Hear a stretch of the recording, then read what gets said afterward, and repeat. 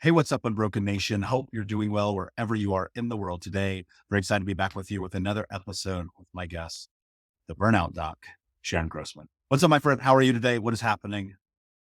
I am super excited to be here, Michael.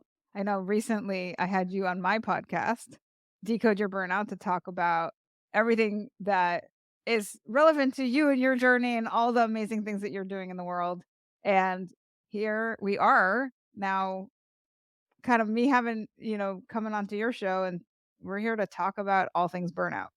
Yeah, I'm excited. And, what I think is interesting about kind of the field of expertise you and I are both in is they're kind of like buzzwords right now and they're like the hot thing, but we've Mhm. both been doing this for a while. Oh, Like yeah. I know you've been going at it for a minute. You got a PhD. I'm heading in towards 8 years.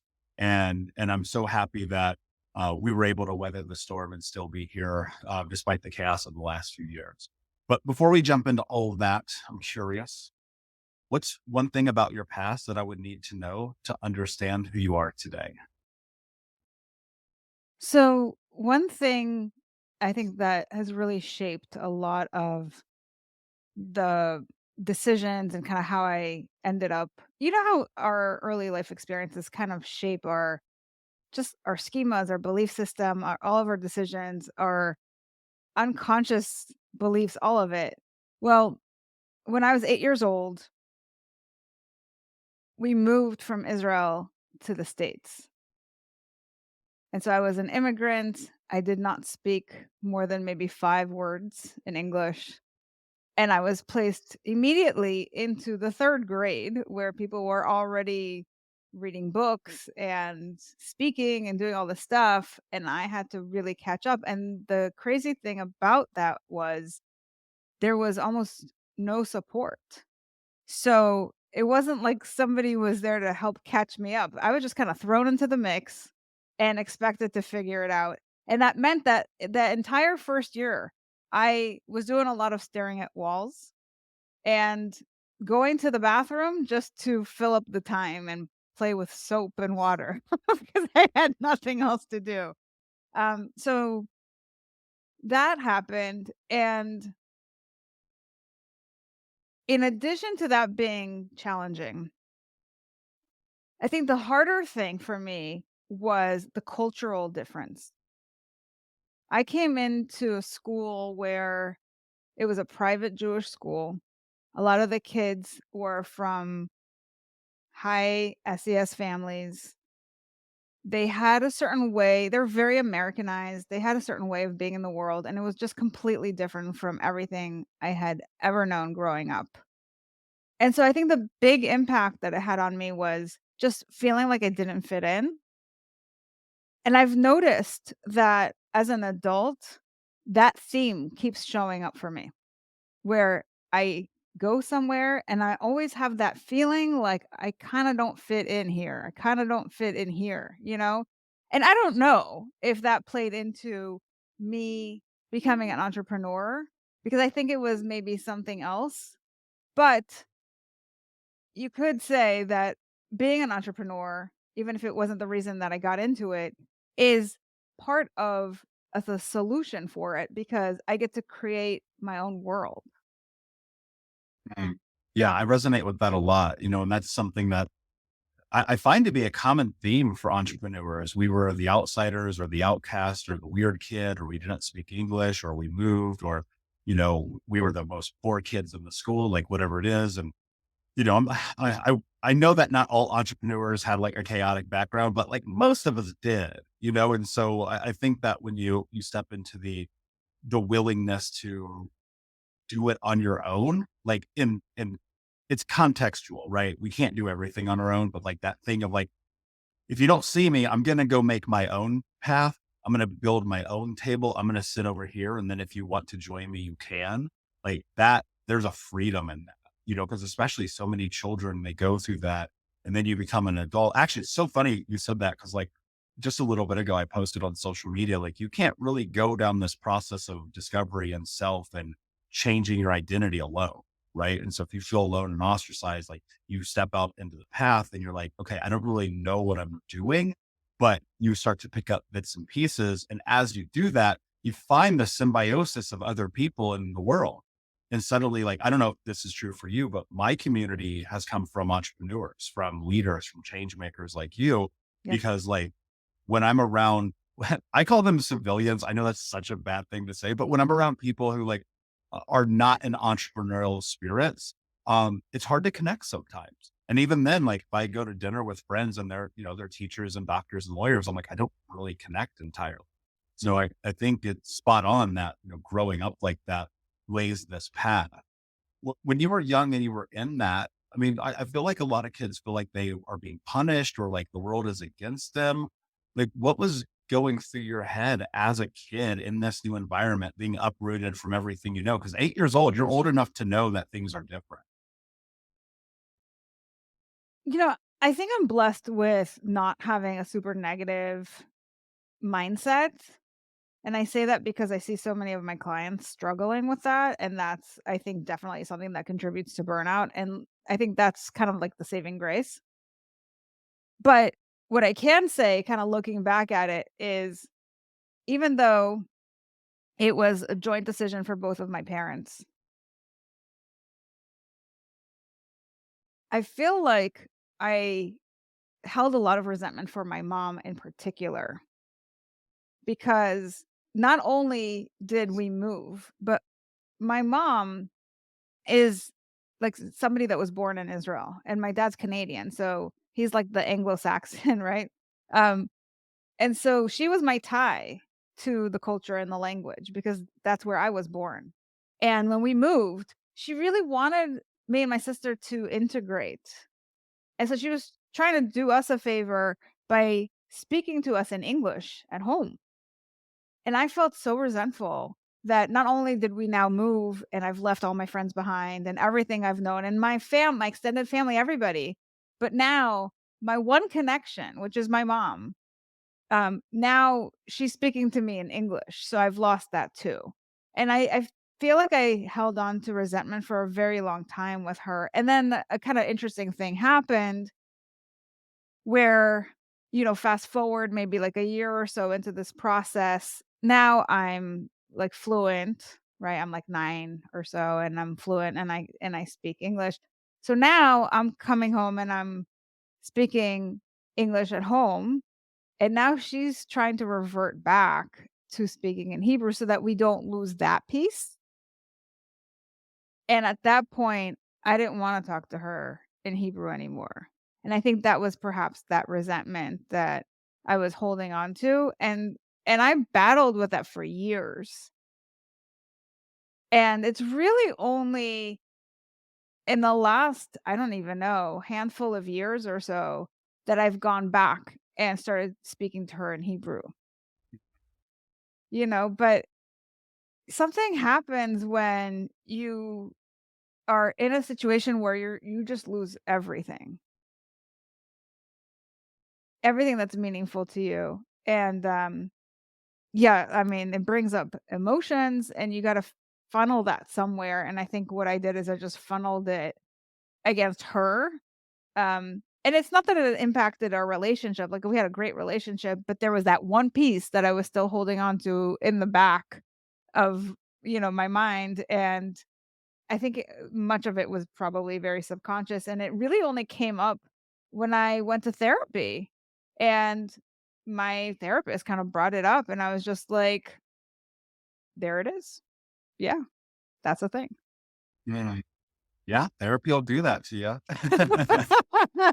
Correct. You have those moments where you're like, yeah, you like nailed that. Like, you don't, it's, you can't see the forest for the trees. Right. And, Yeah. some of that becomes subconscious and autonomic behavior. Right. We don't even realize we're treating people the way that we treat them. Right. And resentment is like, that's such a dangerous word, Mhm. because it's right there. It's best friends. It's probably actually married to contempt. Right. And then, contempt is the number one indicator of failed relationships. To like have disdain for another human being is a dark place to be. And, I think often that can carry over into other relationships. I mean, Yeah. especially the relationships with yourself, because what you start to do is like reflect and you're like, I don't even like me. Of course I don't like this person. What power does that play in your life where you acknowledge like, wow, I have resentment towards my mother. Like what happened in that moment for you? It's the kind of moment that you have when you're working with a therapist or a coach where that light bulb goes off and you're like, "Huh, I didn't even know that was there." So, just having that self-awareness is really important because you don't know what you don't know, and as I mentioned, so much of your experiences and your beliefs just end up going deep into your subconscious that it's in there and you forget that it's in there, or you're not even aware that it's in there. So it's brought up to the surface and now you have a choice. You can deal with it. You can find a way to do things differently, to make different decisions moving forward. And it was a work in progress for me. And I'm eventually like I got there, right? But to kind of bring it back full circle, I was reflecting on this the other day. I think it's really ironic. So now I have a daughter and she was born here in the States, but in order to kind of, um, keep that thread alive, I also speak to her in Hebrew. So, she's American, but she's bilingual, and there was a period where she was kinda speaking to me a little bit in Hebrew, a little bit of it in English, so she's capable, but then she reverted only to English. So she responds, but she doesn't speak, she doesn't produce. And sometimes we'll get into situations, like, especially I notice around other people, that when she wants to have that little kinda secret message between us or something where she wants me to know what's going on, she'll, like, ask me a question or she'll say something, and she'll kind of pull that out of her toolbox, you know? But I also noticed that the grand majority of the time, which is like 99% of the time, she speaks to me in English, and I noticed the resentment coming up for me of, like, her not engaging with me, and I'm like, "Is this karma?" You know? The answer is yes. I you said something that I think is really important. You said you have to deal with it, right? These things come to the surface. We discover the truth. For many people, and this is one of the biggest reasons I decided to invest so much effort into building this show over the last 5 years is because a lot of times people have those moments come to the surface and they are faced with the decision, but they lack courage or the knowledge or just the will to do anything about it. And there's something about dealing with it that feels both abrasive, but also free because ultimately, like it's gonna be both. That's at least been my experience. And so what was it like? And I'm gonna ask you this in a very pointed way because we're gonna create some more context around it. But what was it that you did to deal with it? Like how did you go through healing a relationship, not only with your mother, but with yourself in regard to the resentment that you had? The reason I'm asking you that is people have built up resentment for things 10 years ago, 20, 30, 40 years. They're going to their deathbed having resentment and contempt for their family, for their mothers, for their parents, for their Yeah. friends. And, for me, I think one of the things that has been really powerful in my life is I found the freedom to let go. It's the only way I'm here, like no joke. So how is it that you've been able to deal with it? Because I want people to deal with it. Yeah, good question. So, I think it started out as resentment when I made that initial decision to not engage with my mom in Hebrew when I was that little kid, like 9 years old. I think what ended up happening as a result of that decision is I built a habit around speaking to her in English, no matter how she approached me. So the resentment, I think, ignited that whole transformation, but I wasn't like feeling resentful towards her. I think what happened is that habit was really hard to break because that was already established. And then what it generated, kind of next layer, is embarrassment. Like I am used to talking to her in this language, and now I'm embarrassed to talk to her in this other language. And there's no rationale for it. It doesn't really logically make any sense, but that's how I felt.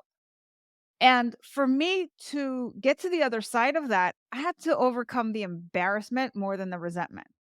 It's in other words, it was like this multi-step process. It was resentment about the circumstance, which then led to the habit. And then in order to break the habit, which led to embarrassment, I had to get over that emotion. Right? So it's layered. And that's, I think, really symbolic of a lot of stuff that comes up in our lives, right? We have multiple emotions that come up with anything that we're experiencing.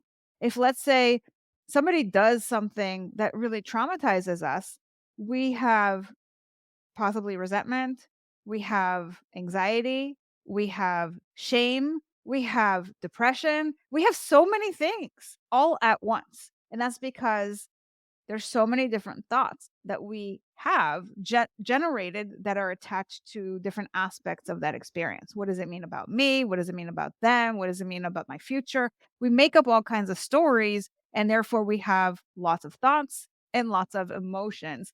And so it's complex.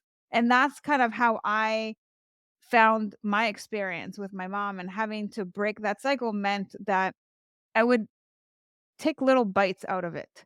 So she would talk to me and I would respond in Hebrew in like one sentence and then go back to English. So it's kind of like dipping the toe in the water and then going back. And then I would push myself to say two sentences and then I would like go back. And I eventually got to a point where I was like, this is stupid. I'm an adult. Like, what am I doing? Right. And I got over it. But it took a process, and I think that's true for anything that we deal with in our lives. If there's something that is keeping you stuck emotionally or just in terms of your story, you might have to bite size the thing, right? You might have to play with it. And you're sending a message to your subconscious mind like, it's okay, I'm safe. Like nothing terrible happened, right? And then you're like, oh, okay, maybe I can do more the next round. And then you build up the courage to eventually get to the other side if that's really the goal that you have for yourself. Yeah. It is a process. I think the hard part is, especially when it comes to relationships with people, is that we either want it to be fixed immediately or we just want it to go away. And it's like, and Mhm. then you feel that tension constantly. And you're like, wait a second, this isn't right. Something here doesn't feel good. And it's like if you don't deal with it, it kind of eats at you, you know? 100%. You're like, why does my relationship with my husband suck? Like, why does my relationship with my friends feel unfulfilling? And like, why is it that my relationship with myself is catastrophic? Right? It's because you're so tied into these experiences of the past that inform you, that often build these autonomic responses and mechanisms to everything in your environment where you're just like, I don't know. I guess this is just who I am. And then you sit down and in a moment you have a conversation with someone. This is why I love coaching people. It's like sometimes we'll just have a conversation and I'll be like, that's the reason, or you Mhm. have a therapist that goes, that's the reason. Let's connect the dots here. Then it becomes a game changer. But in that, it's your responsibility to move forward, to deal with. And that could be anything. That could be about the most harshest of experiences of life. That could be about feeling like you've been stripped of a part of your livelihood because you moved. It could be because of a divorce in the family. It could be because of so many different things. And it's like at some point you do have to acknowledge it. You have to look at it. What I'm curious, when we are in these places of healing, it can often feel like it takes so much longer than we want it to. And I know obviously like people who listen to the show, they're like, well, it doesn't seem like that's a big deal to have resentment for your mother. And then you like speak Hebrew to her. But it's like, actually, that's not the core of who you are. That's your being, and that's the thing I'm always tying into in people's experiences and stories. It's like who you are is who you are. And everyone's journey is different. And there's nuances in our experience. And something that feels very small to me is gigantic to you. But really, it's all the same. When you kind of narrow it down, you break it down, it's all this impact on our identity and who it is that we are. How did how did those moments of growth when you're like, I'm gonna chip away at this, I'm gonna build into this, I'm gonna figure this out. How did those moments reshape your identity and the way you thought about yourself in the world? So, I first of all, I wanna say that everybody's got their own struggle, and one thing that I always like to say is, don't compare yourself to other people. Because just like you said, my story may seem like peanuts to somebody else, right? It might seem like no big deal. I've been through so much worse, right? But I can't think about my story in comparison to other people's stories because I didn't have their story. I had my story. And we each have our own journey and we each have challenges and hardships on our journey. But I think the blueprint is more or less the same. And that's kind of what the takeaway is from this conversation for people tuning in. It's about thinking about what are the underlying ingredients to this recipe, right? And what I said was it starts off with a decision that you make, and that decision comes from a certain state or a certain circumstance. In my case, it was because I was resentful. I made that decision, but I made it as a 9-year-old, right? And even though I didn't really have those feelings as something tangible that I was able to access or felt like it was really continuing and that I was very clearly aware of, it was that decision that lasted, and that decision then affected my identity, and then the point in my adulthood where I decided, "You know what? This is really childish. I want to change it." I don't because I kept thinking to myself, "One of these days, my mom is no longer gonna be on this planet, and I don't want to be somebody that has that regret of, 'I wish I would have,' for her sake." I did it for her because I wanted her to have the satisfaction of coming back to that really meaningful connection through language, through culture. I didn't want her to die without giving her that gift. That's what drove me, right? So now that I'm on the other side of that, I can breathe more easily knowing that I'm not holding back, that I'm not continuing a habit that I began as a 9-year-old, and that I've taken charge of the thing that was one of the things that was hard for me in my own psyche, right? Um, so to extrapolate on that for people who have completely different circumstances, I would say think about what habits you have created as a young child as a result of your circumstances. It can be something that you do, it can also be a belief that you've formed about yourself, other people, or the world. And we call these schemas. And how that has shaped the way that you engage with people, the decisions that you make every single day. And if you can recognize, if you can kind of tie it back to that early decision that you made or that interpretation that you created in your brain as a child that now you kind of filter information through as an adult, you can see that there's an entry point for you now to come into this and decide to do it differently. So, what's not working for you? Can you trace that back to the origin and then make a decision about where you want to go from here and then figure out that path? Yeah, and that applies to everything. I mean, Everything. that's like very practical. And I mean, whether it's the worst experience of your life that you're dealing with, or it's something very minor, right? It's about communication. It's about understanding. I think that a big part of it as well is about just the willingness to like, I think part of it too is like, and I don't know if this was true for you, but I think about from my own perspective, I hated my mother.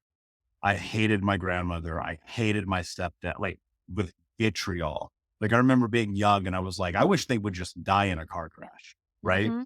Mhm. And that was what I would just think every single day. Cause I, in my head as a kid coming through this massively abusive childhood, I always felt like if they're dead, if they were to die, like, thank God I'm free, right? That was what was Right. always in my head. And that carries with you. And there is a weight, there's a burden. And I remember one time I was in a therapist's office. Of course, this is how it always seems to go, right? And and I had been in this position where I'd really been moving forward with my life. Things had Mhm. started to transpire and they were shifting and transmuting, and I was feeling really solid. But I Mhm. still had kind of this lingering hatred that was just Mhm. like deep. Like it was weird. It's like in the depths of my soul. And when my mother died, my little brother called. I was Mhm. 24. She died like legless in some hotel because of all the drugs she had done. And then she was in Wow. like some random hospital. I don't know. It was a very complicated situation. And he calls me and he goes, "Hey, mom's dead." I go, "Cool. Have a great day." And I hung up the phone. Whoa. I didn't end up going to the funeral. That was a decision I had made very young. And I said, I'm not going to do that. But Yeah. what was interesting about it is I realized as I'm sitting in this therapist's office one day that the vitriolic feeling I had for my mother, for my grandmother, for my entire upbringing, that hate that was inside of me, it was actually keeping me from connecting to other human beings at death. Yes. Yes. Right. And Mhm. so I'm sitting there and my therapist said something to me, which I now tell my clients like day one all the time because it was so impactful in my life. He goes, "You know, you're not a child anymore, right?" Mm. And I remember just being like, "Yeah, I do know." And that gave me a sense of permission to step into this identity shift, right? It was a very, very, very, like I can pinpoint 4 or 5 massive shifts in the way that I think about the world. And that's one of, Yeah. and, and so many people, when we are in these experiences of life where we know that there is something inside of us that is keeping us stuck, what I think is really fascinating is we tend to be okay staying.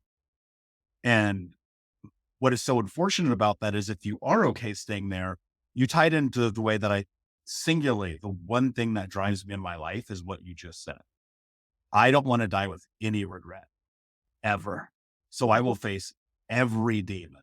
I will unturn every cover. I will do everything that it takes because it really is like, what will you deal with this? And Mhm. until those moments started to transpire, it's like I could not step into freedom in relationships and love, rebuild, to grow, to be here with you today. And I think that there's such this beautiful power. But one of the things that I find that typically happens, especially, and this happened to me and happens to people at the beginning, it's like you get a taste of this and it's like better than crack. I've never smoked crack, but I assume it's better than crack because you start tasting your freedom, your authenticity, your decision Yeah. making abilities, living in it, and then you're like, I want more, I want more, I want more, right? And then maybe you get a PhD, or maybe you become a coach with a podcast. Like, I don't know, these things happen, right? Right. How do you navigate at the beginning of this discovery? What I have talked to so many people I've coached over the years where we're sitting in a session and Yeah. I look across from them and I go, "Oh, no, no, you're done. We're not coaching right now. Take the week off. You're not allowed to heal this week. Go live." Because so many people get caught up and then they lead down this path of like, they're burned out on a healing. And I'm like, dude, like you're missing the point. So if somebody is in the beginning and they're like, I'm overwhelmed, I hear what you're saying, I get it. Like these little seeds start to grow into giant trees, but then I'm out here like harvesting an entire orchard. Like, what do you do? Like, how do you navigate the start of this? Well, with regards to overwhelm, I always tell people overwhelm is what happens when you're focused on too many things at once or something that's so big that you are like, I don't even know where to start. And I always liken it to when you've got too many tabs open on your computer and it just makes the whole system either slow down or crash. And the solution is just work on one tab at a time, right? You can't I mean, even if you got 15 tabs open on your computer, you can't do all the things at one time. So, start with one thing, and that helps people to just focus and not have to worry about all the things. So, even if it's one big project, break it down into the steps and then just focus on step 1. Don't worry about the other 14, right? Yeah, but I want to be healed now, Sharon. Well, we haven't created that magic pill yet, so we'll get back to you when that happens. But I mean, yeah, listen, we are a now generation, right? We want, and with technology and everything else, like it feeds into that of like instant gratification. However, it did not take a minute for you to get to where you are in terms of your trauma and your wounds and all that stuff, and it's not gonna take a minute to get out of it. It's a process, and I always tell my clients, like, even if you've had years of trauma, let's say it's 10 years, it's not gonna take 10 years to undo it necessarily. It's just but the opposite is also not true. It's not gonna take 1 session. Right? So it's kinda like somewhere in between there, and depending on the kind of therapy that you do or the kind of modality and how much work you put into it and all that, you'll get there. But we have to be realistic, just like with anything else. You're not gonna get results like that because that's just not how things work. However, I will say there are amazing therapeutic, modalities that have accelerated the results for specifically healing trauma. So, I don't know if your listeners are familiar with EMDR. It's eye movement desensitization and reprocessing. That is one technique that for people who have singular traumas, like I was in a car accident, or I went to a dentist and I was traumatized, or I had, somebody break up with me in a really crash way, or whatever it is, right? If there's something that is like a singular incident that can truly help, if it's kind of a long stemming trauma, it can help with an incident at a time, but it's not going to necessarily change all of it, right? If you've had, like, abuse for 8 years of your childhood, you can't, like, fix it like that, but it is great for all those other things, and that's huge because, I mean, I've had clients who have overcome the stress levels of 10 out of 10 in as little as 15 minutes, right? Crazy. And so these modalities are being developed, and I think that is the next best thing to, instant gratification, because that doesn't really exist. I mean, but it does work really quickly.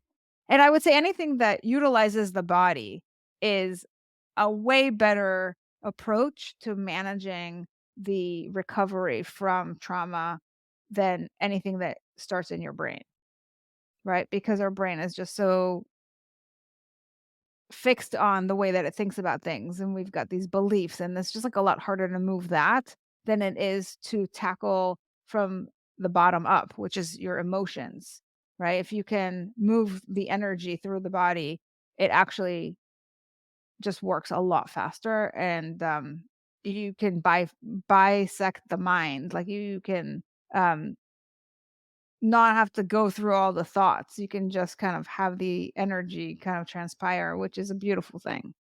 Mm. Yeah, so true. And I think that also just going to the beginning, because it is like these little bits and pieces you chunk away at, it's these nuances.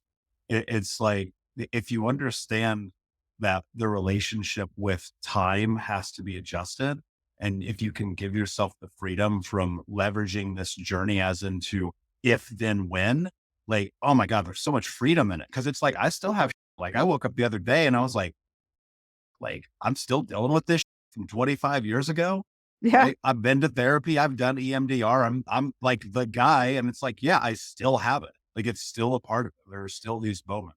Yeah. And I think one of the things people get lost in, I mean, there's probably still moments where you have resentment towards your mother, right? And it's like in the nuance, but you notice it, you bring attention to it.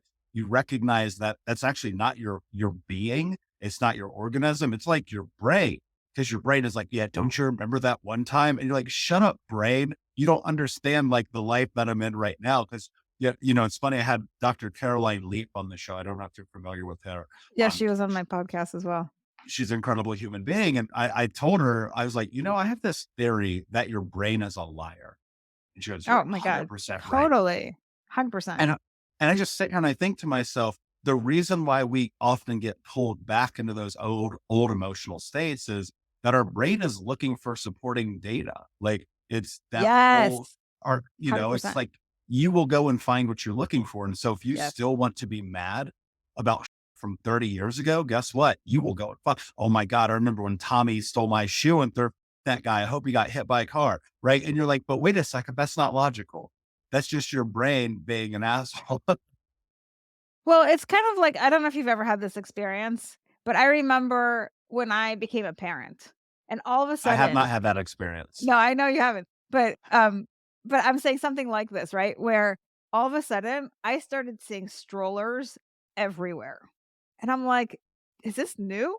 Like, "No, it's the fact that I wasn't paying attention to it, but now that I have a stroller for my child, I am seeing other people with strollers for their child." Or if it's like if you got a new car and it's red, all of a sudden you see like lots of red cars everywhere. It's that sort of thing. So I think your brain is looking for patterns, and if you already have an existing pattern, it is going to look for support for that pattern, which is why it's really important to have self awareness. Like, what is my brain doing? And to be able to challenge all of the stories that it's coming up with, because, yeah, your brain often does lie to you. It's not necessarily sharing with you real data that is helpful or that's even true. And so you have to ask those questions. This is the thought in my brain. Is that true? This is the thought in my brain. Is it helpful for me to think about it this way? Because often the answer is going to be no. And if you can figure that out and then find an alternative thought to describe the circumstance that you're in or to think about or interpret the situation, you can change how you feel and the consequent behavior. You can say to yourself, yeah, I mean, I can stay pissed off at Tommy, but that's only punishing me because now I'm carrying around all this resentment. And as they say, resentment is like drinking poison and waiting for the other person to die. So we're just carrying all this stuff around thinking like, oh, I can't release that because I'm going to let Tommy get away with what he did. Mm. So we have this justification of why we're holding on to it. But in reality, Tommy doesn't even know or care what you're carrying around. You're the one that's feeling it. And I think the hard part about that too, and this is the part people don't truly understand. I think it's twofold. One, most of the time, people don't even understand that we're upset about them about something. Right. And two, which is actually, I feel like to be probably more of the stronger sides of these 2 points, is that we often, as the people who have had the negative interaction or the experience, feeling the shame, guilt, or the resentment towards other people, don't recognize that when we are trying to seek solace from them or closure, like you're just not going to get it. And we hold on so tight. Yeah. And we're like, don't you understand my pain? Like, Yeah. can't you recognize that that thing that you did hurt me so devastatingly bad? And it's like, and we want, like, I don't know about you, but it's like you pause and you look at this, you go, I want so desperately for you to understand why I'm pissed off at you. But at the same time, I've come to realize, and I think this is the healing journey. I've come to realize you cannot have that expectation of other. I mean, you can have it, but it's not very helpful. And I think True. that's what keeps people stuck. And I actually deal with a lot of medical professionals who are burned out, as you might imagine, and they're carrying a lot of resentment, right? And they're resentful of the system, they're resentful of their Mhm. patients, they're resentful of you name it. And resentment actually is oftentimes tied to burnout, right? So we're talking about these kinds of issues. We're talking about how this isn't helpful and that there's different ways that you can manage the situation. But if you are going to hold on to this, you're only hurting yourself. Okay, I want to go into something that made me think of something, right? So you have a PhD, you're a psychologist, you understand the human brain arguably better than most people. How in the hell is that tied to burnout? The brain. Yeah, like how are those expectations? How are the things that we put on us? Like how is that tied to burnout? Because I don't think like, I think I understand where you're going, but I want to get into the breakdown of it so we can Yeah. really help people navigate this, because burnout, here we are. Like, this is such an interesting conversation to me, because when we look at it, it is such a buzzword right now. And sometimes I don't know if people are really truly burned out, or if it's just like they're overwhelmed and they need a break, or if that's Yep. the same thing, or if it's not. And so, like, how do these experience of life, like, if you connect all the dots, right? Yeah. Obviously, I'm going to assume at some point in your life, you faced burnout and you're like, okay, here's the solution. I think I figured it out. Let me go help people. What are those dots that we need to be connecting about our experiences, our stories, our identity, and our past that lead down this path? So before I answer that question, I do want to just state for the record that people often have that assumption because pretty much every other burnout coach I've ever met has had burnout, figured it out, and then became a burnout coach. And actually, that's not my journey. It was a little bit different. It was actually like um, an intentional avoidance, Mhm. and it was an intentional um, expertise or niche as a coach that I chose. So, a little bit different, but I wanna come back to your original question about expectations. Expectations are stories that we tell ourselves about what other people should do. And so what happens is then the person does whatever they do, and sometimes it aligns with our expectations and other times it doesn't. And when it doesn't, the thought that pops up into our heads is, well, Johnny should fill in the blank, right? Johnny should email me back. Johnny should respond more quickly. Johnny should offer to take me out as a thank you for the favor that I did him. You know, whatever it is. There is some sort of a should statement in our brain because that aligns with that expectation. Like, yeah, I did a favor for Johnny. I expect him to say thank you at the very least. And if Johnny doesn't do that, I've got this thought now in my head. And I always tell my clients, if you've got a should statement, how else are you going to feel other than disappointed, frustrated, or resentful? It just that's the automatic breakdown, right? When you have somebody should do something and they didn't, you will be disappointed, frustrated, or resentful. There's no other way about it. You're not going to be excited.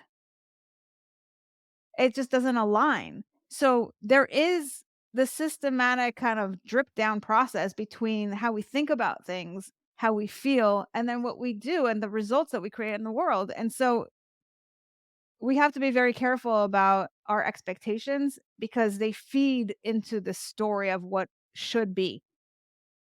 And that creates stress in our lives.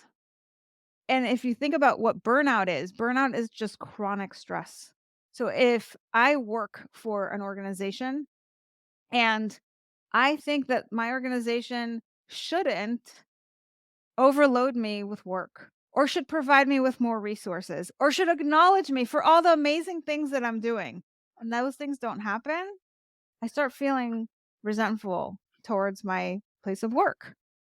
And that stress inside of me, that negativity just festers day in and day out and it builds and it goes from being this acute thing that happens because of this event and this other event to now becoming this cluster of resentment that becomes burnout because it's chronic now, right? Now it's not like you did this one thing, but this is like every day.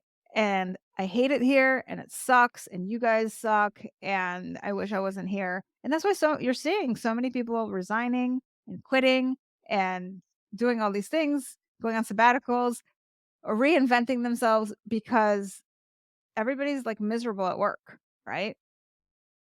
And I think a lot of times it comes back to number 1, your expectations, and number 2, how you're managing stress. Because stress is inevitable, but it's how we cope with it that matters. Mm. Yeah, that's very true. And I had a thought. One of the reasons that I am less stressed than I've ever been, even though I work harder than I ever do, is Mhm. that I have just honestly just become a massive nihilist. Like I've just tapped into that side of me that it's always kind of been there, but over the last couple of years, I've just been like studious of it. I'm like, none of this actually matters. Like Yes. at the end of the day, like think of a serious question. Name your great great grandpa. No clue. That's my whole point, and we get so tied up. One of my really close friend, like, great friends, he talks about this a lot, and I remember we were at this place in Vegas, at this event, and we're chatting with each other, and I was like, "Dude, I never hear anybody talk about nihilism like you do, and this is the way that I felt my whole life, so I'm just gonna take all this and run with it now, because like, I you gave me permission." Because like, the thing that has given me the most freedom that keeps me from burnout is like, I just don't care that much about, like, the outcome. I Yeah. only care about this moment. And it's funny because like when I was on your show, I was telling you, I'm getting ready to take a break and I'm going to clear my schedule for a week. And it ended up being 10 days. And I was like, all right, Mhm. bye. And like yesterday was the first day I've worked in like 10 days. And so I, So wait, I just wanna say 2 things.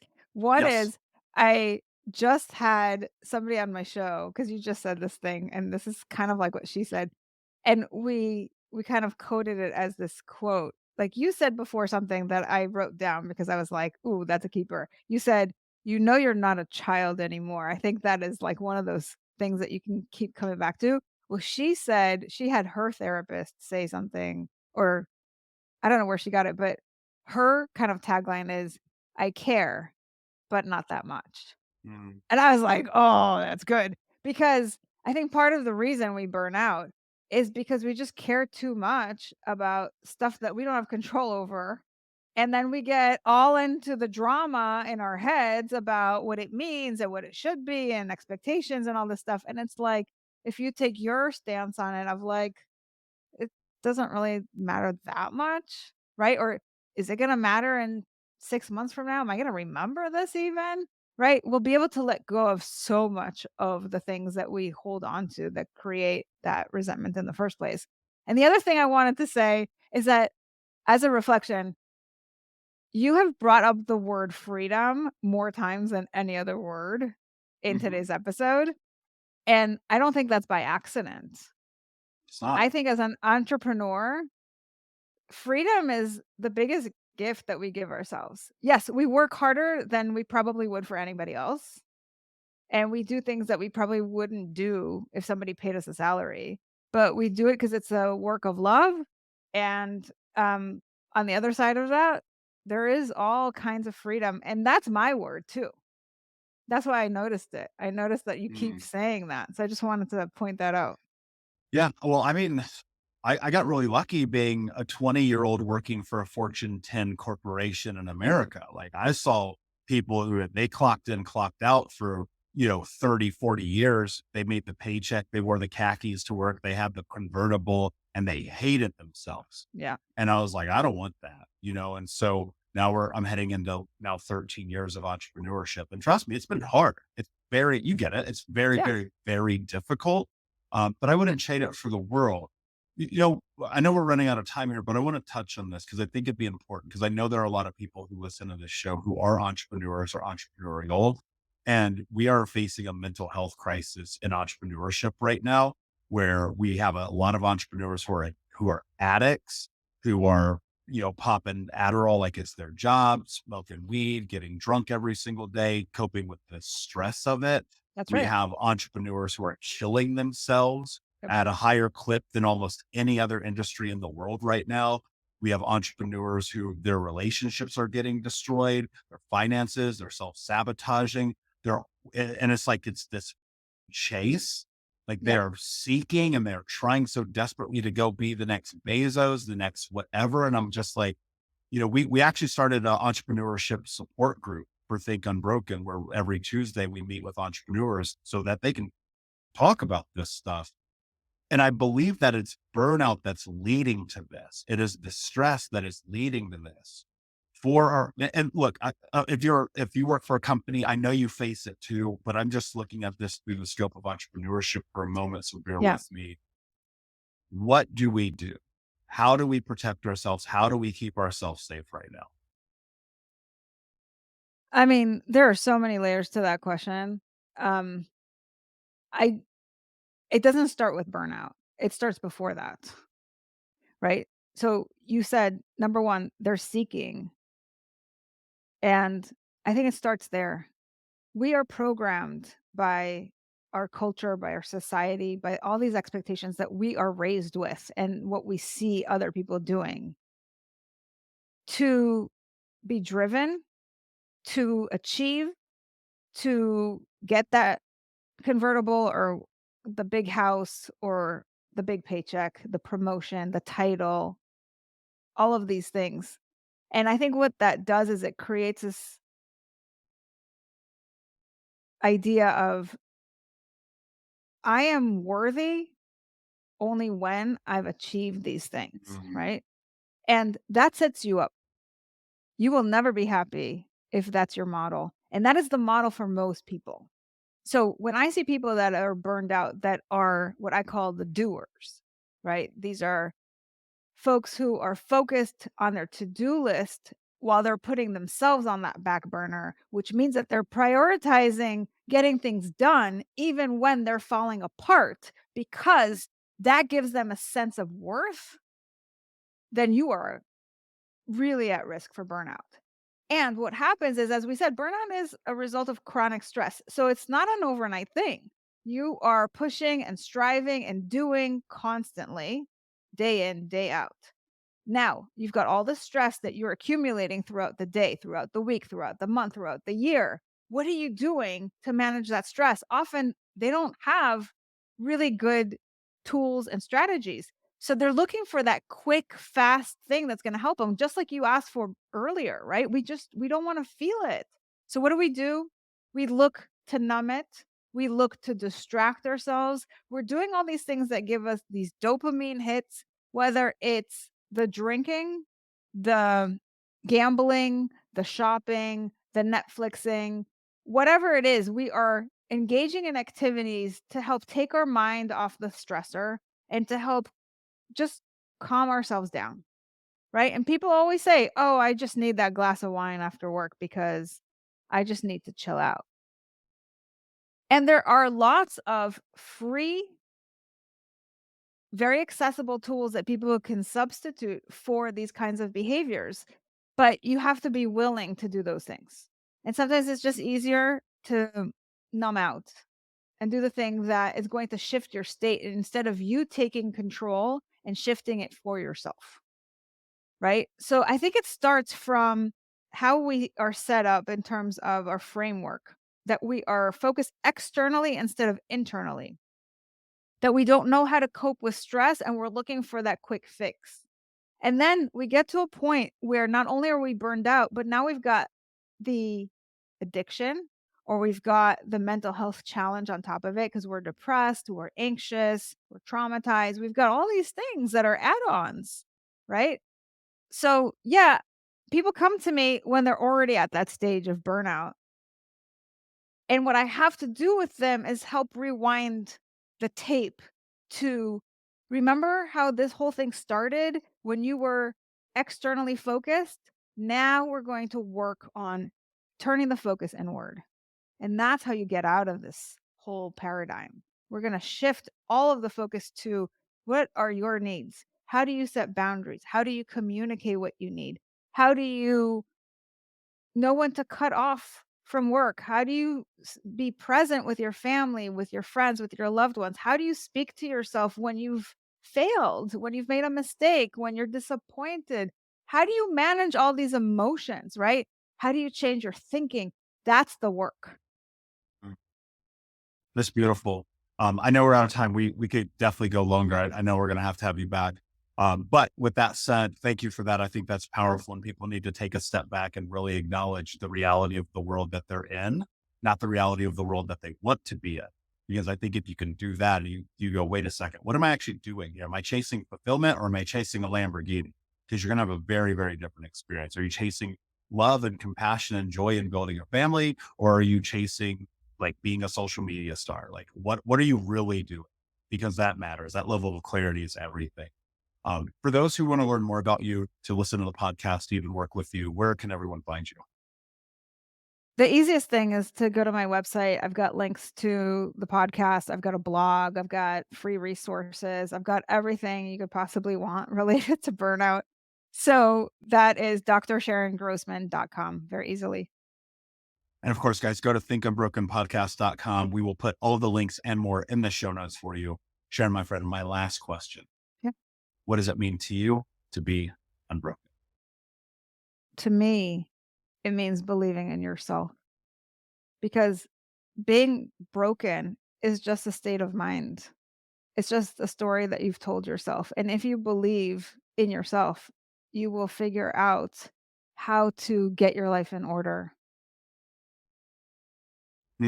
Brilliantly said. Thank you so much, my friend. I appreciate you being here. Unbroken Nation, thank you for listening. Please check us out on YouTube, Spotify, and iTunes. And remember, every time that you rate, review, or share this podcast, you're helping us in generational trauma, transform trauma to triumph, turn breakdowns to breakthroughs, and helping everyone become the hero of their own story. And until next time, my friends, be unbroken. I'll see you.